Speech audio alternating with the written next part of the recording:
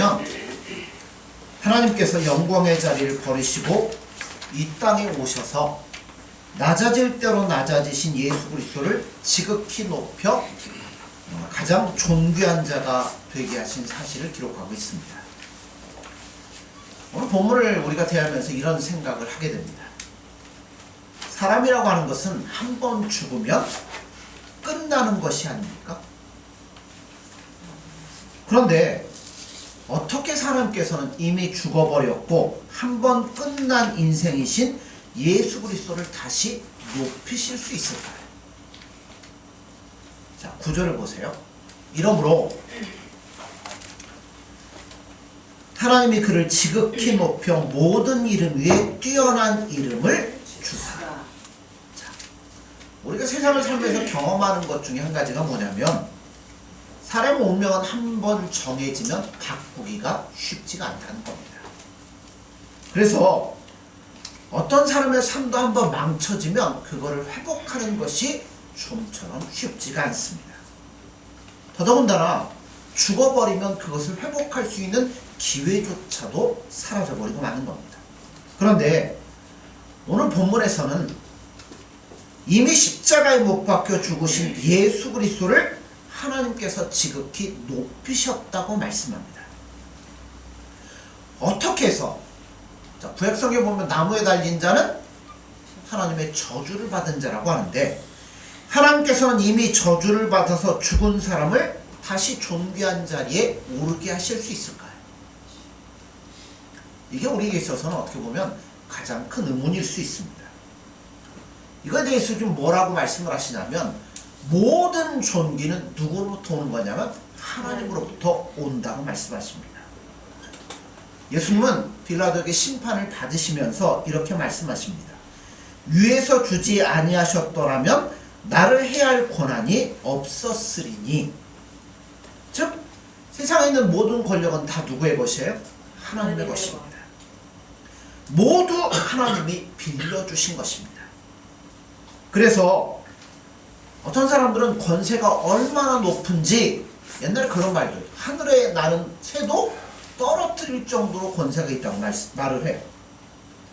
그런 사람 우리가 쉽게 만날 수 있나요?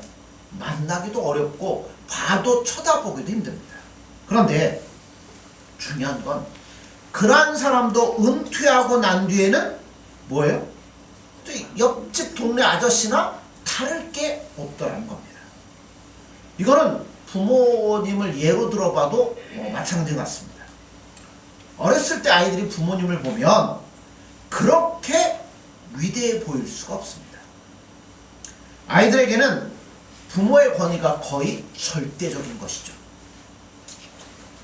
왜 그러냐면 하나님이 그런 권위를 부모에게 주셨기 때문에 그렇다는 겁니다. 만일 부모님의 권위가 그렇게 크게 보이지 않는다면 아이들 어떻게 하겠어요? 부모의 말을 안 듣죠. 그러나 그렇게 권위 있던 부모님도 나이가 들고 늙어지면 옛날에 그 아버지, 옛날에 그 어머니가 아니더라고요. 단지 늙은 한 노인에 불과할 뿐인 것을 보게 됩니다. 이게 의미하는 게 뭐예요? 세상의 영광은 일시적이라는 겁니다.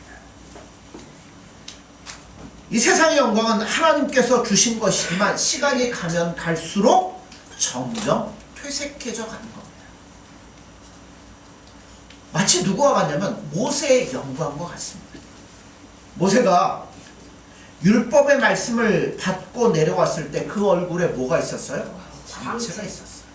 그래서 수건을 쓰지 아니하면 사람들과 대면하여 말할 수 없을 정도로 그 영광이 있었습니다. 그런데 그 광채가 영구적인가요? 아니죠. 시간이 갈수록 점점 희미해져 갔습니다. 세상의 높은 자리에 오른 권력자들도 마찬가지입니다. 그 자리에 있을 때만 하나님의 권력을 빌려준 거예요.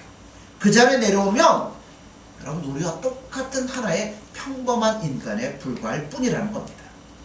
자, 우린 그걸 알아야 돼요. 예수님은 그것을 아셨기 때문에 세상의 권력자들을 전혀 두려워하지 않았습니다. 반대로 생각해봐요. 그럼 내가 낮아졌다고 해서 내가 두려워할 필요가 있나요? 권력 주시는 분 누구예요? 하나님이죠. 낮추시는 분 누구예요? 하나님이시죠. 그렇기 때문에 아무리 내가 이래야 되나 할 정도로 낮아졌다고 할지라도 여러분 하나님 원하시면 얼마든지 높여주실 수 있다는 겁니다. 그러니까 여러분 세상의 권력자를 두려워하지 마시고요. 누구를 두려워하셔야 돼요? 하나님을 두려워하셔야죠. 자, 9절을 다시 봅니다. 하나님이 그를 지극히 높여 모든 이름 위에 뛰어난 이름을 주셨다고 했어요. 자, 사람은 한 번 죽으면 끝입니다. 다시 살고 싶다고 살 수 있는 사람 아무도 없어요. 하나님께서 이미 십자가에 못 박혀 죽으신 예수님을 지극히 높이셨다고 말씀해요. 또 그냥 높인 게 아니라 지극히 높이셨다고 했어요. 여기서 지극히 높이셨다는 말이 무슨 뜻이에요? 뭔 말이겠습니까?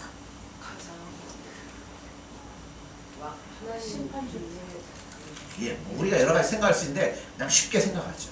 자, 인생 가장 밑바닥에 있는 사람이 어느 날 대통령이 됐어요. 왕이 됐어요. 자, 그러면 사람들이 어떻게 했어요? 깜짝 어떻게 저 사람이 왕이 되고 대통령이 됐을까? 근데 여러분 예수님은 이 땅을 오셔서 가장 낮은 자리까지 내려가셨습니다. 우리를 위해서 지옥의 밑바닥까지 내려가셨던 분이 누구예요? 그 예수님을 하나님이 가장 높은 곳에 올려주셨다는 겁니다. 하나님이 이미 끝난 인생인 예수 그리스도를 그토록 높이신 이유가 뭘까요? 여러 가지가 있을 수 있지만 저는 이걸 또 생각해 봅니다. 그것은 하나님이 어떤 사람을 가장 소중히 생각하시며 여기시느냐 하는 것을 예수님을 통해서 우리에게 보여주시고 싶은 거예요. 예를 들어서 뭐 수학 경시대회라든가 아니면 올림픽이라든가 하여튼 이 수상자들의 명단을 보면 가장 위에 있는 사람이 뭐예요? 가장 잘한 사람이에요. 명예가 가장 높은 사람이에요. 어떤 사람이 가장 위에 기록되죠? 예. 성적이 뛰어든가 머리가 좋던가 가장 좋은 결과를 얻은 사람이 제일 위에 올라가는 겁니다. 세상의 법칙은 그래요. 그런데 하나님 앞에서 가장 존귀한 사람은 누가 그 자리에 올라갈까요?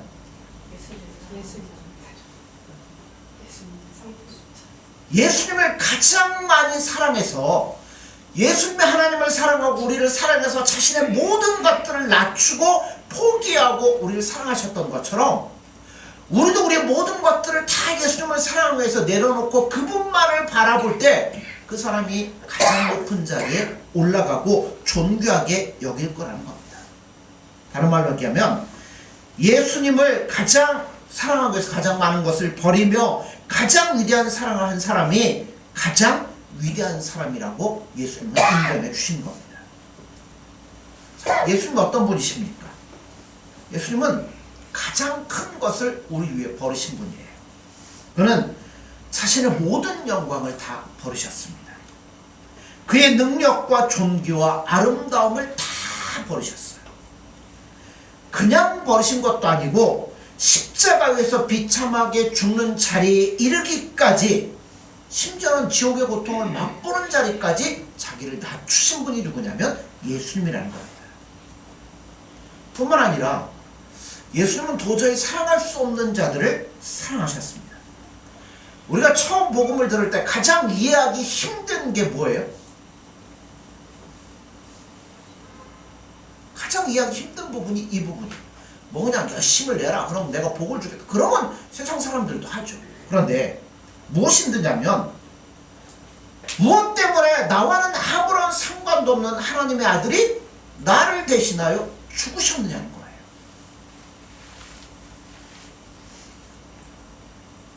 나에게 무엇인가 친절을 베풀어주고 생각 이상의 어떤 사람이 나에게 도움을 주면 한편으로는 고맙기도 하지만 한편으로는 또 뭐예요? 예, 마음의 부담. 저 사람이 도대체 왜 나에게 이렇게 막 잘해주고 나에게 막 이걸 주고 막 이러는가 부담이 갑니다. 속으로 저 사람은 나와 아무런 상관이 없는 사람인데 무엇 때문에 나를 위하여 자기 돈이나 시간을 써가면서 이렇게 수고를 할까 하면서 부담스러워하는 게 사람의 모습입니다. 마찬가지로 여러분 생각해 보세요. 예수님이 도대체 왜 아무런 관계도 없는 나를 위해서 이렇게 죽으셨을까? 여러분 이게 이해가 되십니까? 자 보세요.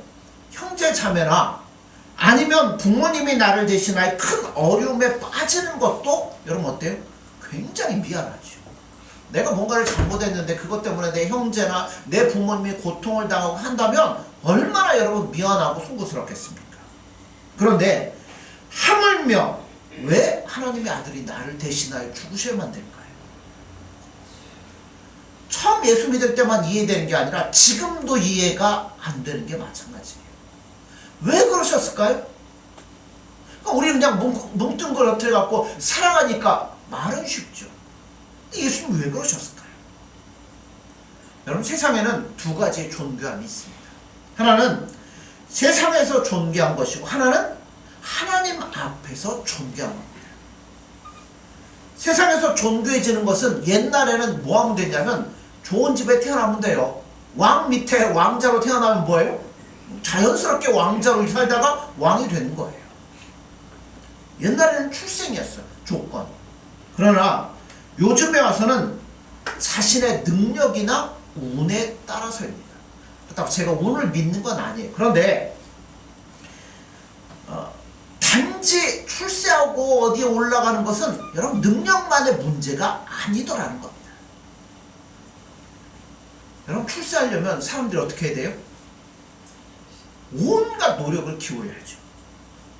밤을 새워가면서 열심히 공부를 해서 옛날에는 뭐 요즘은 그런 게 없겠지만 흐지부지했지만 명문 고등학교를 들어가서 명문 대학을 들어가고 거기서 인기 있는 학과에 들어가서 졸업을 하고 좋은 시험에 합격을 하거나 아니면 외국의 유명한 대학에 유학을 갔다 오는 게 출세의 지름길이었습니다. 그런 과정을 밟아서 높은 자리에 올라가게 되면 무엇을 합니까? 모르시죠? 자기들이 갖고 있는 현상을 유지시키는 일들만 합니다. 그걸 경제학 용어로는 제로섬 게임이라고 해요. 세상의 권력이 하는 일이라고는 현상 유지밖에는 없다는 겁니다. 그걸 사람들이 그렇게 머리를 싸매고 공부하고, 저는 능력도 없어서 못했지만 공부하고 열심히 싸매고 주야로 달려왔던 겁니다. 그러나 그 영광은 그 자리에 내려오면 아무것도 아닌 거예요. 그러나 여러분 또 다른 존귀함이 하나 있습니다. 그것은 자신을 버려서 남을 살리는 위대한 사랑의 존귀함입니다. 그러니까 이런 설교하면 다른 목사님들 다 어떻게 설교하겠어요? 예수님 우리를 위해 사랑하시고 자신 희생했던 것처럼 우리도 우리 자신들을 다 희생해서 다른 사람을 사랑하고 섬깁시다, 이렇게 설교를 할 거예요. 근데 저는 그렇게 하고 싶지 않습니다. 왜 그러냐면, 자, 사랑하는 두 남녀가 있습니다. 남녀가 여자를 너무나 사랑해요. 그래서 자신의 모든 걸 줘서 다 사랑합니다. 때가 되면 금반지도 사주고 목걸이도 사주고 좋은 데 데려가서 맛있는 음식도 사주고 뭣도 했어요. 그럼 여자가 어떻게 해야 돼요? 잘해야죠. 근데 이 여자가 나는 이렇게 큰 사랑을 받았으니까 이 사랑 가지고 다른 사람 사랑해야지. 그럼 남자는 뭐예요? 여러분 예수님이 그러셨다니까. 예수님이 우리에게 얼마나 어마어마한 사랑 부어주셨습니까? 근데 우리는 그 사랑 받아놓고 기껏 하는 게 뭐예요? 자, 이거 갖고 남을 사랑하고 봉사하고. 예수님은 어떻게 해요? 초점이 잘못됐어. 뭐 하셔야 돼요? 예수님을 사랑해야죠. 예수님을 사랑하면 그 은혜가 우리 안에 차고 넘쳐요. 그러다 보면 누구도 사랑하는 거예요? 이웃도 사랑하게 되고 이렇게 되는 거예요. 그러니까 초점이 예수님께로 맞춰져야 되는데 예수님은 어디론가 가버리고 다 뭐예요? 행위로 가고 여러분 종교성으로 가버리는 거예요. 예수님을 사랑하세요. 구약 성경을 보면 여러분 유대인 노예들 중에 귀에 구멍을 뚫는 노예들이 있습니다. 원래 이스라엘 사람들은 같은 백성을 영구의 노예로 삼을 수가 없어요. 시간이 지나면 자유인으로 풀어줘야 됩니다. 그런데 이런 경우가 있어요. 노예들 가운데 총각으로 노예가 되었다가 주인의 은혜로 노예들하고 결혼해서 아이를 낳은 경우가 있어요. 자, 시간이 됐어요. 기한이 지나면 뭐 해줘야 돼요? 풀어줘야 돼요. 그러면 이 남자는 풀어주고 아내와 아이들은 여전히 노예로 남아있어요. 그럼 이 사람 어떻게 해야 돼요? 아내와 아이를 너무나 사랑하니까 아내와 아이와 함께하기 위해서 주인에게 이야기를 합니다. 나는 당신의 종으로 영원히 남겠습니다. 뭘 위해서요? 아이들, 가족을 위해서. 그럼 주인이 제사장에게 데리고 와서 문지방에다가 귀를 대고 송곳으로 구멍을 뚫습니다. 그러면 그 사람은 이제는 다시는 자유로운 자유인이 안 되고 영원한 노예가 되는 겁니다. 그런데 이 노예는 자유인 이상의 노예예요. 왜요? 자기를 낮춰서, 그죠? 아내를 사랑하고 이웃 사랑했던 것처럼. 그런데 여러분, 귀에 구멍을 뚫은 그 노예가 누구를 예표하는 줄 아십니까? 예수님을 예표해요. 예수님은 인간이 되실 필요가 없었습니다. 그는 얼마든지 하나님의 영광을 주장할 수 있었습니다. 그러나 우리를 사랑했기 때문에 뭐가 된 거예요? 그렇죠. 죄의 노예가 되신 겁니다. 그래서 귀에 구멍을 뚫는 게 아니라 손과 발에 못을 박으신 거예요. 그리고 영원히 노예가 되신 겁니다. 뭘 위해서요? 우리를 살리기 위해서. 그는 영원히 우리들과 그래서 하나가 되어서 함께 계신 거예요. 그래서 하나님은 예수님을 지극히 높이셨습니다. 왜냐하면 하나님 앞에서 이보다 더 위대한 사랑을 행하신 분이 없잖아요. 이보다 더 많은 것을 버리신 분이 없으며 이보다 더 사랑할 수 없는 사람들을 사랑하신 분이 없더라는 겁니다. 그러니 당연히 가장 존귀한 자리에 오르실 수밖에 없다는 겁니다. 여러분, 우리가 조건 없는 사랑하는 거 쉽지 않습니다. 심지어는 부모도 자식 사랑할 때 아무런 조건 없이 무조건적으로 사랑하는 것이 쉽지는 않더라는 겁니다. 한 번은 예수님의 제자 중에 세베대 어머니가 예수님 앞에 와서 인사청탁을 했어요. 예수님, 영광의 자리에 올라갈 때 하나는 우편에 하나는 좌편에 앉게 해주세요. 그때 예수님이 그 제자들에게 뭐라고 말씀하냐면, 나의 받을 잔을 받으며 나의 받을 세례를 받을 수 있겠느냐라고 물어보십니다. 예수님의 받을 잔이 무엇이고 받을 세례가 뭐예요? 받을 잔은 십자가의 죽으심이고 받을 세례는 하나님의 무서운 진노의 세례를 받는 거예요. 이걸 모르니까 뭐예요? 받을 수 있습니다 라고 얘기를 했어요. 그때 예수님이 보정 이렇게 말씀을 합니다. 그들이 그것을 받을 수 있을지는 모르지만 예수님의 보좌 우편은 다른 사람이 차지할 것이다 라고 말씀을 해요. 누가 차지해요?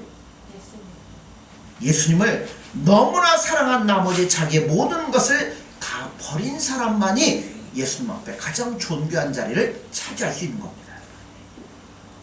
예수님은 우리를 위해서 상상할 수 없는 것들을 버리셨습니다. 만약 하나님께서 그를 살리지 않으셨더라면 예수님은 뭐 해야 돼요? 영원토록 죽음의 자리에 계셔야만 된다는 겁니다. 근데 예수님은 정말 낮아지셨고 죽으셨다는 겁니다.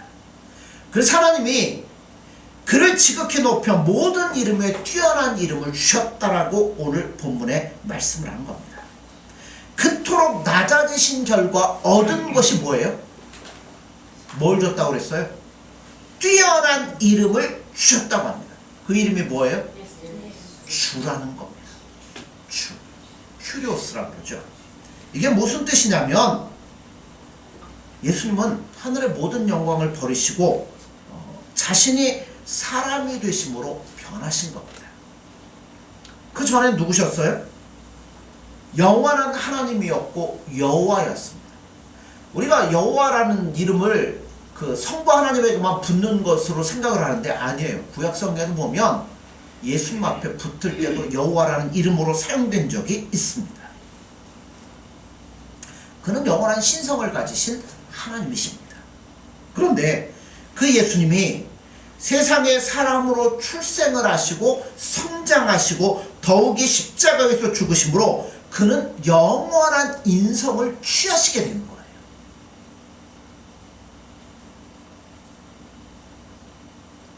성자 자신이 사람이 되심으로 인해서 변하게 되는 거예요. 그전에는 뭐밖에 없었어요?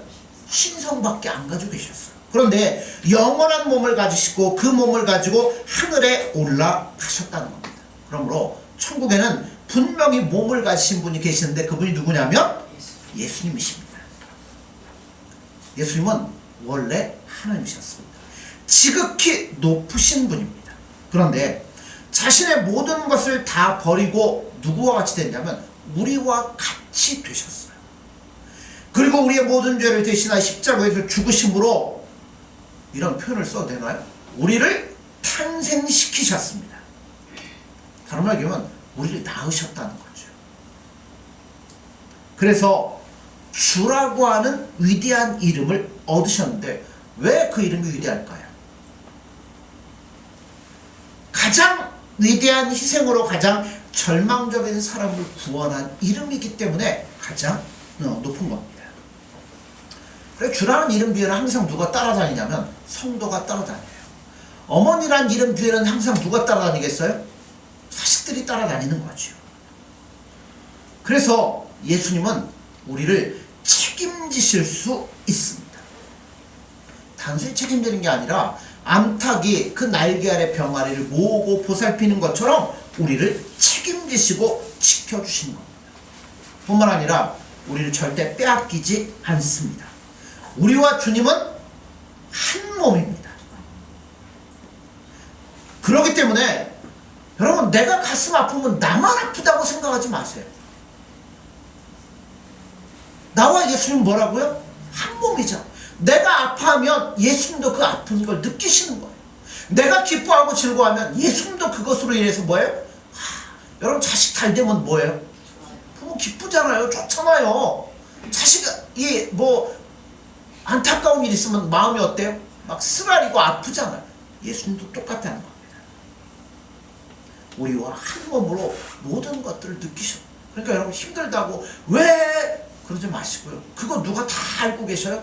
예수님도 똑같이 느끼고 계시다는 겁니다. 그리고 예수님의 모든 것은 우리의 것입니다. 우리가 행복해지지 않으면요 예수님도 별로 안 행복하실 거예요. 그러니까 여러분 예수님으로 인해 기뻐하고 즐거워하십시오. 우리가 풍성해지는 것이 예수님이 풍성해지는 겁니다. 우리는 세상에 살면서 할 수 있는 대로 유익한 사람이 되어야 되고 하나님께서 세상에 허락하신 존귀와 권세를 여러분 인정하십시오. 그리고 할 수 있으면 우리에게 그런 권세나 이런 것들이 주어진다면 그걸 통해서 하나님의 영광을 세상에 드러내셔야 된다는 겁니다. 하나님께서는 또한 예수님의 위대한 삶이 우리 안에서 반복되어지기를 원하고 계시다는 겁니다. 우리도 예수님처럼 자신이 주장할 권리를 주장하지 않고 남을 위해 버리는 위대한 사랑을 하기를 예수님은 원하시고 있다는 겁니다. 바울은 빌립보 교인들을 향해서 이렇게 얘기를 해요. 자기를 주장하지 말라고 권면합니다. 자기를 주장하는 것은 기껏해야 현상 유지밖에 되지 않지만 하나님 앞에서 자신을 낮추게 되면 때가 되면 하나님이 그 사람을 가장 존귀하게 사용하시고 높이실 거라는 겁니다. 그러므로 여러분 하나님 앞에서는 큰 일을 하는 사람이 아니라 무엇보다도 하나님을 사랑하고 예수님을 뜨겁게 사랑한 사람, 가장 위대한 희생을 하는 사람을 아마 예수님의 보좌 우편 좌편에 앉도록 해주시리라 믿습니다. 그러므로 예수님이 사랑하셨던 것처럼 여러분도 예수님 정말 사랑하십시오. 예수님이 나와 한 몸이라는 걸 기억하시고 내가 기뻐하면 예수님도 기뻐하고 내가 힘들어하면 예수님도 힘드신 것을 친히 경험하신 것을 바라보면서 더 예수님 뜨겁게 사랑해서 예수님과 친밀히 하나 되어 동행할 수 있는 저와 교회 여러분들이 되어지기를 간절히 소원합니다. 기도하겠습니다. 예수님 사랑합니다. 오늘도 우리에게 모든 것들을 주신 그 예수님을 사랑하고자 이 자리에 나왔습니다. 저희들 예수님 사랑한다고 하지만 너무나 연약하고 부족합니다. 오늘도 부족하지만 그 마음 가지고 예수님을 부르짖고 찾을 때 예수님 우리 안에 은혜를 부어주시고 예수님의 사랑을 부어주셔서 우리도 뜨겁게 예수님을 사랑하며 예수님과 즐거이 동행하는 복된 심령이 되도록 함께하여 주옵소서. 예수님의 이름으로 기도드립니다. 아멘.